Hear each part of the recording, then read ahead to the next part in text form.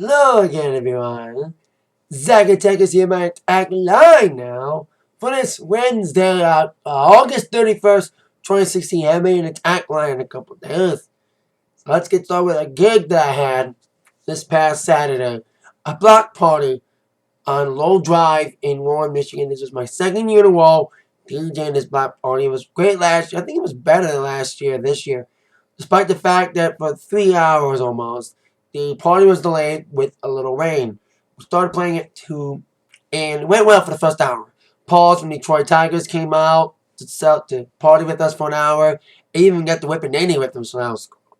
But then around 3, started pouring down big time.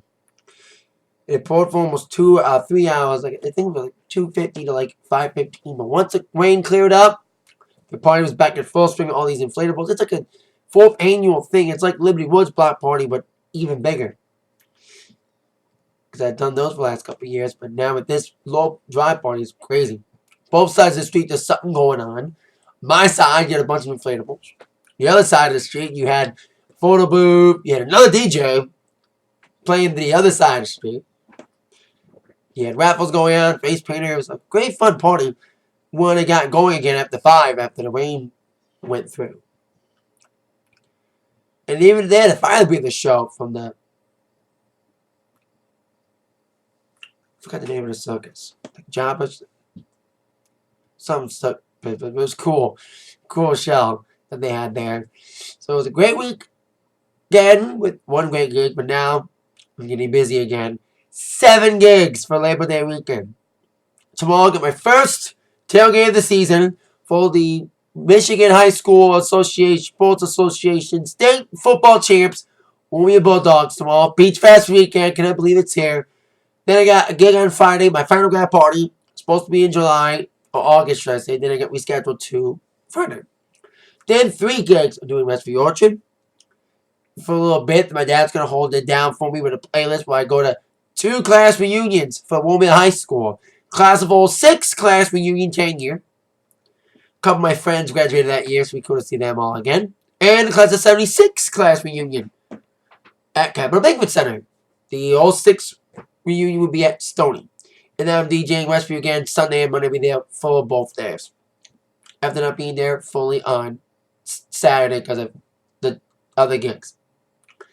So, there you go. Fun weekend ahead of me. Busy weekend, but hey, it's me.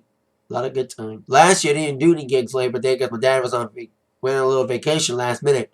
But we're doing gigs this year for Labor Day. So there you go. With the entertainment news, the last couple of days, starting with your number ones. Number 1 movie. The ending of the 30-week domination. Suicide Squad got kicked off at last by, of all movies, a piece of shit horror movie, Don't Breathe, which debuted impressively with $26 million. Not a big opening, but still an impressive one. We see how it holds up during Labor Day weekend. Not much competition, though. Because September usually is a bad month for movies. But there's some big movies coming out in September. But not this week, though. The Light Between Oceans is the biggest movie coming out this week. And Morgan, who cares? So I expect Don't Breathe to reign supreme again for a second week or a surprise return for Suicide Squad. See what happens there.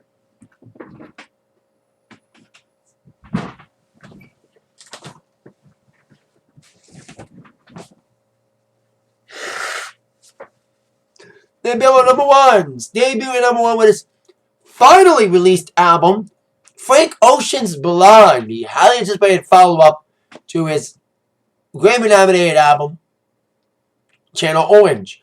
After numerous delays and teasing it, and even teasing an experimental album, and fighting against his record company, because an instrumental album was the final album under his contract. Then he released a new album, Blonde, as an Apple Music exclusive. It debuted at number 1 with 276,000 album units, according to Nielsen Music. It is the third largest debut this year, only behind Drake's album, Views, and Beyonce's Lemonade.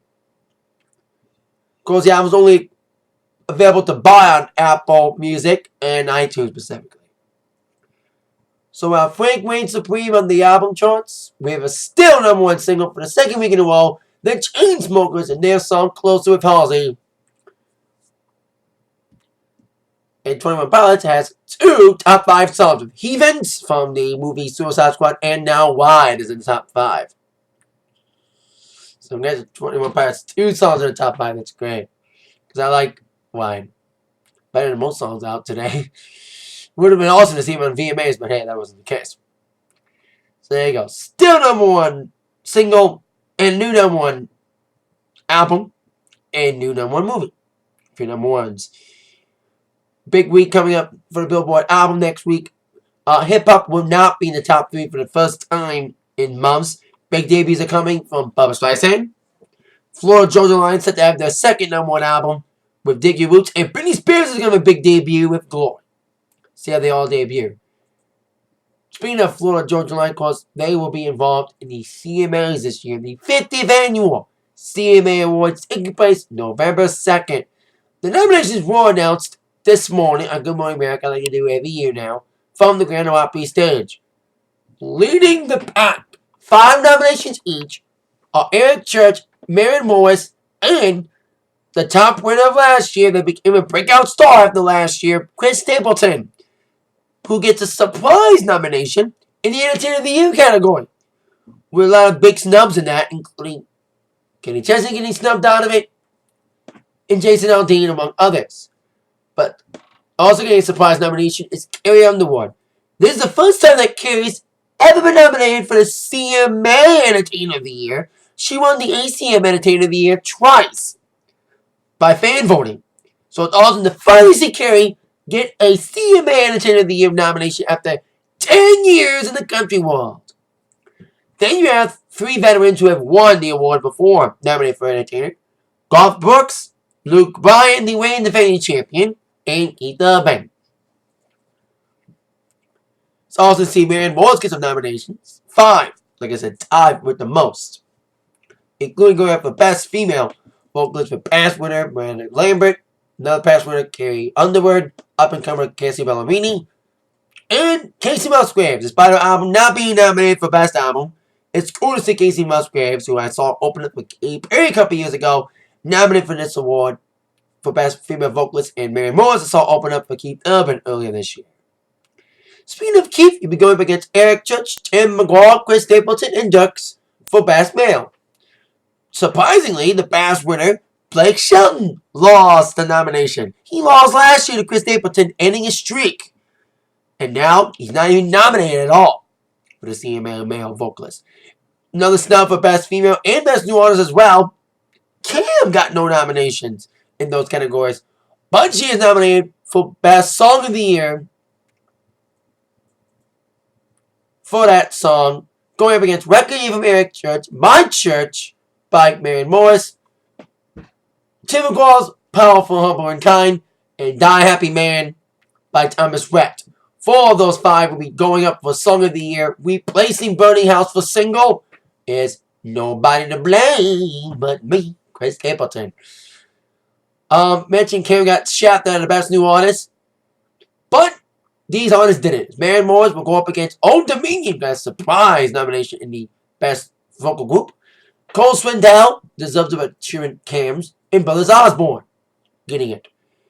Vocal duo Brothers Osborne will be going up against Dan and Shay, Florida Georgia Line, Joy and Rory getting a sympathetic nomination after the untimely death of Joy earlier this year due to cancer, and Maddie and Ted. But FGL to retain. That's the thing about country shows. They have the same winner every year. It's predictable.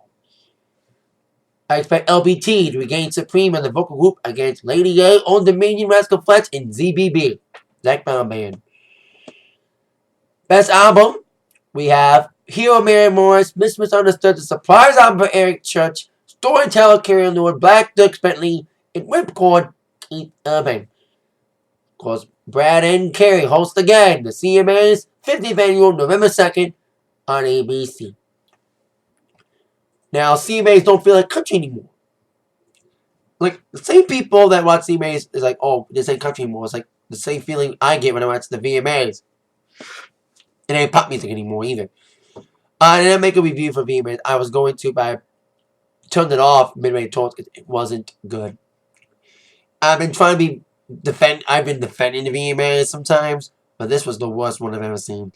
The performances mostly sucked. Beyonce, they said, was epic, but I don't think so. And it's a shame that we live in a world without Michael and MJ. It's more of a shame, Michael and Prince. Living in a world without them is a shame. It's more of a shame to live in a world where Beyonce has more VMA wins than Madonna. BULLSHIT.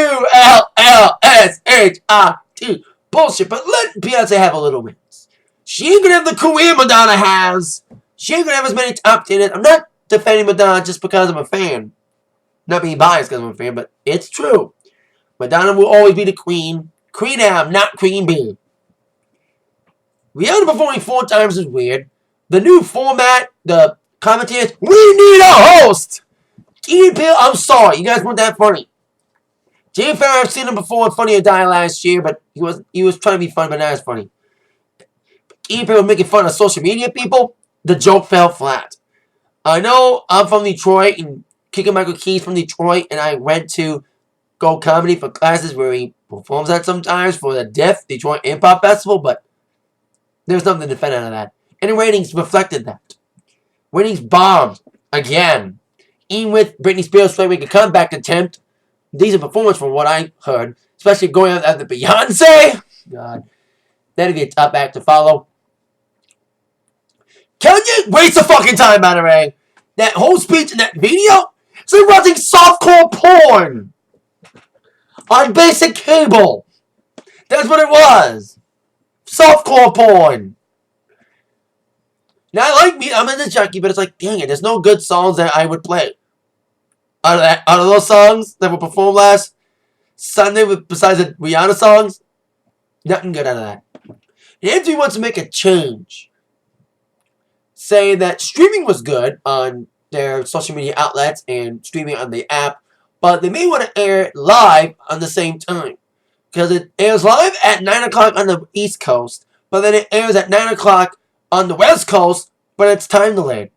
So by the time it airs on the West Coast, the event's over on the East Coast. The West Coast gets all the spoilers before it airs on their TV. So they want to air it live at the same time, 9 o'clock Eastern and 6 p.m. Pacific, instead of 9 p.m. Eastern and 9 p.m. Pacific turns into 11 p.m. or 12 a.m. Eastern.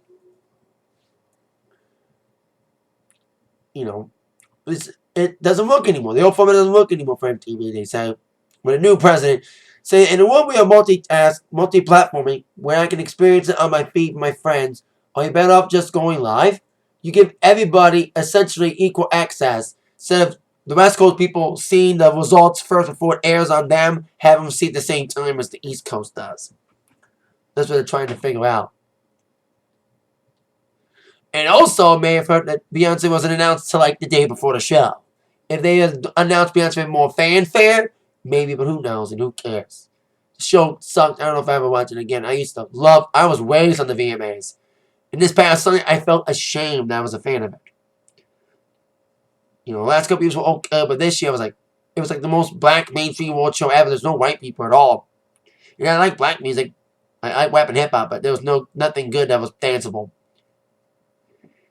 And there was no Prince tribute, which, in retrospect, he didn't deserve a tribute on that piece of shit VMA. So I'm good he didn't get a tribute, because if they would have given a tribute in the VMAs, it would have been a piece of shit like the Billboard one was. But speaking of Prince tributes, lots happening with Prince tributes. News on the Prince tribute concert in Minnesota are starting to come out for October 13th at the US Bank Stadium, as we head towards days away from 3 big performances at First Avenue, the home of Purple Rain, where it was shot by The Revolution. Of course, Prince's former backing band from 1978 to 1985.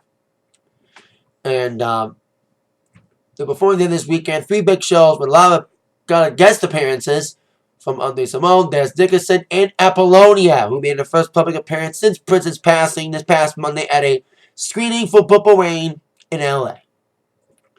But some of the first performers were announced by the Minnesota State Arts Board. A newsletter appeared yesterday announcing some of the performers that were to be appearing. They said on the Art Board newsletter that the performers will include Morris Day the Time, Sheila E. the Revolution, and the New Power Generation, featuring prominent pop stars of the day on guest vocals. Like I said, we have no idea of who the big acts are. Maybe like Miguel, Janelle Monáe should be one of them, a few others. This is the first kind of announcements we've gotten about the tribute since it was announced. We've had no idea when it was going to go on sale. It's still not on sale yet because the tours for Paisley Park starting in October. Some people are saying too soon. They went on sale last week. And it's a sanctioned show from the family. But even if the Arts Board announced some people on the Arts Board are not official. As Al Lundell McMillan, one of Prince's lawyers, so I gotta get that. Nobody's home. Call from Span, Laura. Oh, our mom's working nights tonight. Okay. Some of that. Where was I? Oh yeah, the Prince tribute. Al Mundell McMillan, one of Prince's lawyers, he owns the North Star Group and is organizing the show, saying that an official press release announcing official people, not coming from the Minnesota Art Board letter, will be announced after Labor Day. Now, the Art Board letter, like I said that Sheila E. was performing, but she said she's not even involved in that tribute concert. Releasing a statement saying that to provide clarity and to avoid confusion, I am not scheduled to perform at the Prince tribute currently planned for October 13th despite being named by the Minnesota Art Board. In these months after Prince's passing, there is still much being sorted out and discussed. Among them are performances and tributes, which have taken place and planned among many different groups and organizations. It is appreciated that each of us, friends, family, and fans, find ways to display our respect and admiration for one who gave us so many. Who gave so much to so many. In the course of the days, months, and years ahead, I, like many of you, will continue to honor Prince in various ways. I thank you all for your consideration, love, and support of me, all the Paisley Park families, and the legacy of Prince now and in the future. For Morris Day did post on Facebook that he will be involved. He is officially named. Hopefully, like Sheila, it would not be a Prince tribute concert without her. You know, if she's not involved for whatever reason, she's busy or whatever, it would be sad to see her not involved. But I hope she tries to get involved, despite that release. But I'm going to see Revolution's involved, and also New Power Generation's cool. Two of Prince's most famous backup bands.